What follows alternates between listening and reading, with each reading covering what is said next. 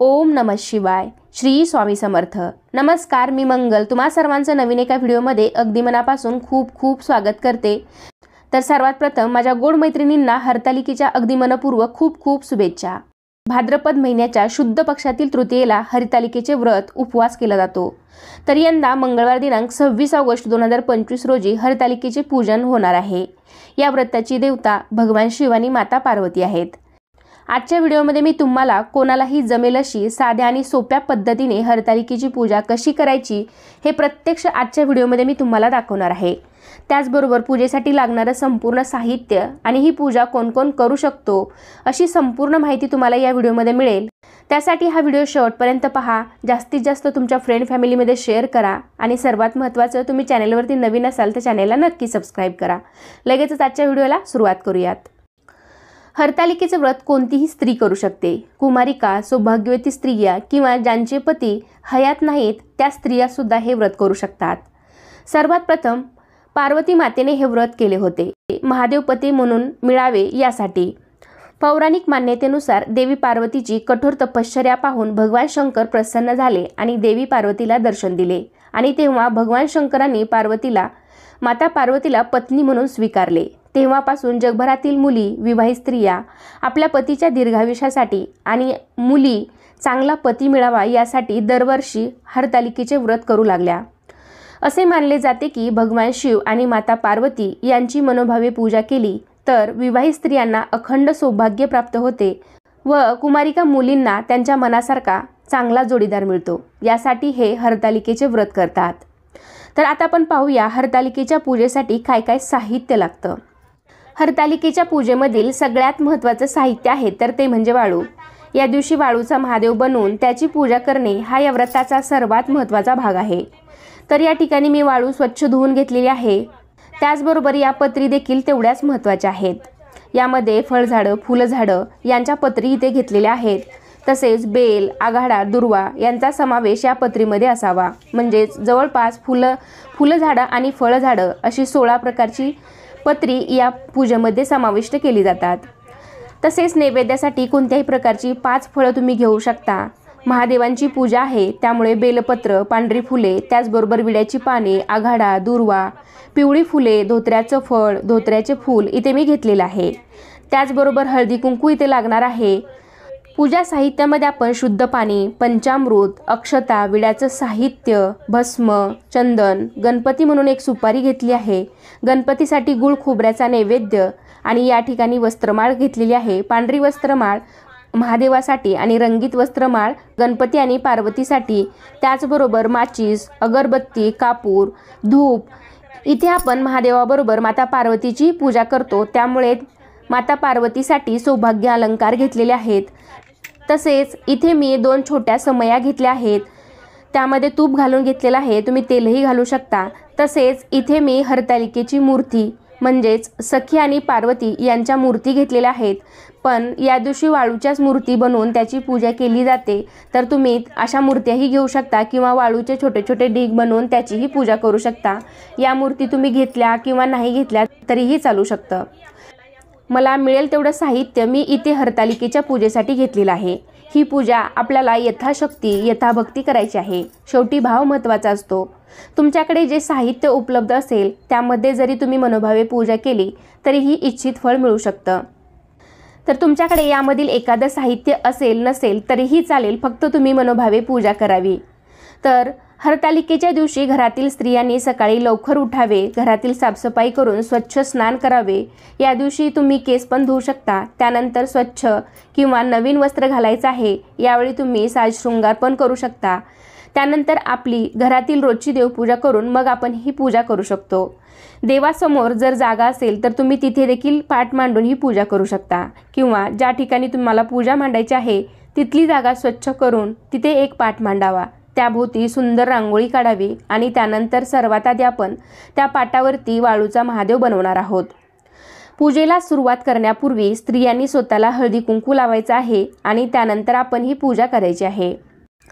ही वाळू आपल्याला पूजेसाठी वापरायची आहे म्हणून ती स्वच्छ धुवून घ्यावी. नाहीतर मग वाहत्या पाण्यातील वाळू असेल तर अतिउत्तम.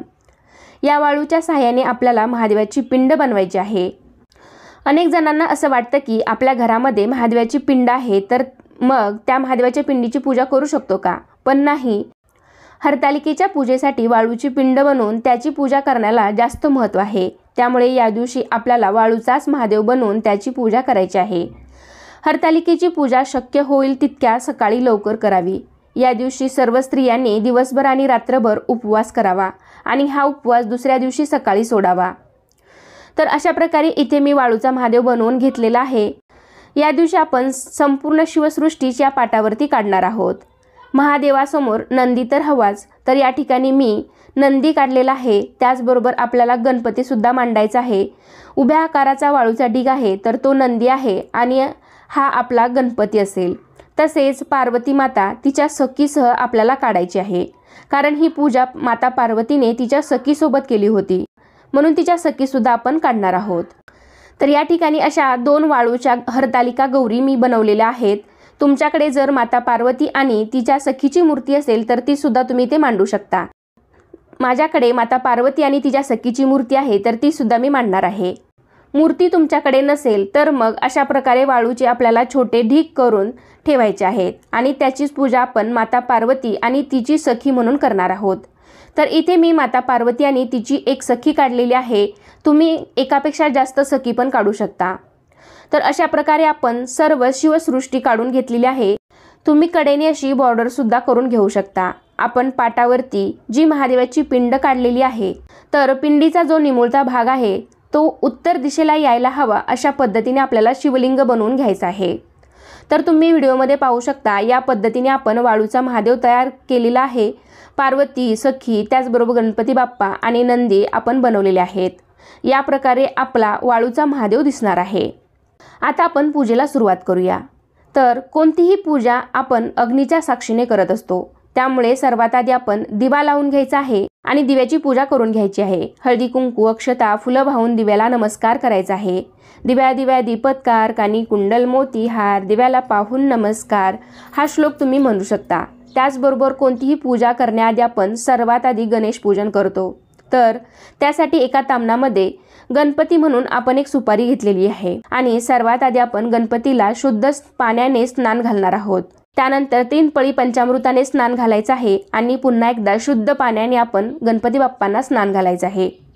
वक्रतुंड महाकाय सूर्यकोटी समप्रभ निर्विघ्नं कुरु मे देव सर्व कार्येषु सर्वदा. पाटावरती थोड्या अक्षता ठेवून त्यावरती हळदी कुंकू वाहून आपण गणपती बाप्पांची स्थापना करायची आहे आणि मग गणेश पूजन सर्वात आधी आपल्याला करायचं आहे. गणपतीला चंदन, हळदी कुंकू, अक्षता तसेच गणपतीला प्रिय असणारे लाल फूल आणि दुर्वा अर्पण करायचे आहेत. त्यानंतर गणपतीला गुळ खोबऱ्याचा नैवेद्य दाखवायचा आहे. 3 वेळा पाणी फिरवायचं आहे. नैवेद्यम समर्पयामी, नैवेद्यम समर्पयामी. आता आपण महादेवाची पूजा करणार आहोत, पण वाळूचा महादेव असल्यामुळे जास्त पाणी किंवा पंचामृताचा वापर आपल्याला करता येणार नाही. त्यामुळे 1 फूल आपल्याला शुद्ध पाण्यामध्ये बुडवून स्नान घालायचं आहे किंवा मग तुम्ही पळीने सुद्धा पाणी टाकू शकता. शुद्धोदक स्नानम समर्पयामी, शुद्धोदक स्नानम समर्पयामी. त्याचबरोबर गणपती, नंदी आणि माता पार्वती तिची सखी यांच्यावर सुद्धा फुलानेच पाणी शिंपडायचं आहे किंवा छोट्याशा एका चमच्याने तुम्ही पाणी टाकू शकता.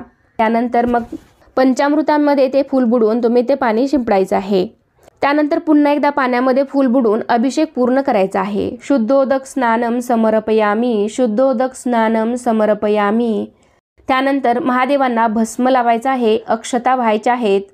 तर इकडे नंदी आणि गणपतीलाही हळदी कुंकू वाहून घ्यायचं आहे आणि माता पार्वतीला तिच्या सखीलाही हळदी कुंकू व्हायचं आहे. सर्वांना अक्षता व्हायच्या आहेत, फूल अर्पण करायचे आहेत. पांढरी फुले घेतली असतील तर महादेवांना अर्पण करायचे आहेत. त्यानंतर पांढरी वस्त्रमाळ घेतली होती तर ती महादेवांना आणि रंगीत वस्त्रमाळ ही गणपती आणि पार्वती माता तसेच तिच्या सखीला घालायची आहे. तुम्ही महादेवांना वाहण्यासाठी जे काही घेतलं असेल तर ते अर्पण करून घ्यायचं आहे.